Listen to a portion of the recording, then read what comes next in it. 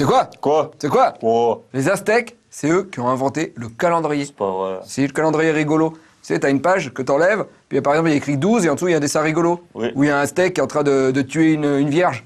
Il la sacrifie, quoi. C'est drôle. C'est eux qui l'ont fait? Ouais, c'est eux qui l'ont Et le fait. calendrier de l'Avent, c'est eux aussi? Oui, et t'enlèves une pierre et il y a un cœur humain dessous. Tout d'abord, il faut bien comprendre que ce qu'on a tendance à appeler les Aztèques regroupe en fait plusieurs peuples distincts qui parlaient toutefois la même langue, le nahuatl.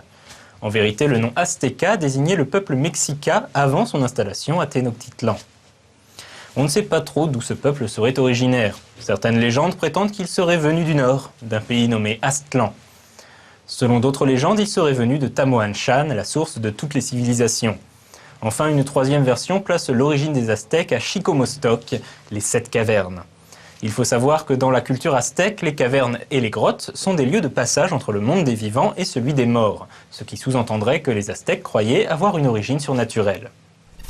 Quoi qu'il en soit, après un long exode, le dieu guerrier Huitzilopochtli les aurait guidés jusqu'à la vallée d'Anahuac.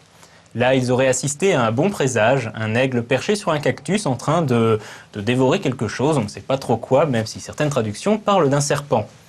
Les Aztèques décidèrent donc de bâtir à cet endroit leur nouvelle ville, Tenochtitlan, à l'emplacement de laquelle se trouve actuellement la ville de Mexico.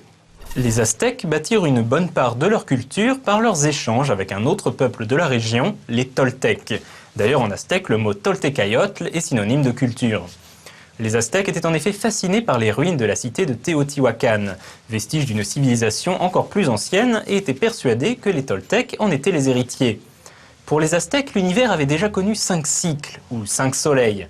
Le monde actuel, Nahui Olin, ou 5e soleil, ne devait son existence qu'au sacrifice du dieu Nanahuatzin.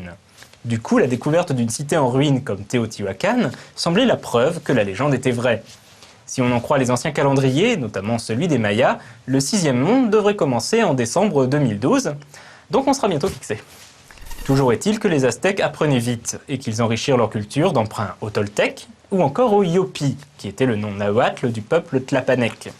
Et ils se retrouvèrent très vite avec plus de 100 dieux, dont on parlera plus en détail la semaine prochaine.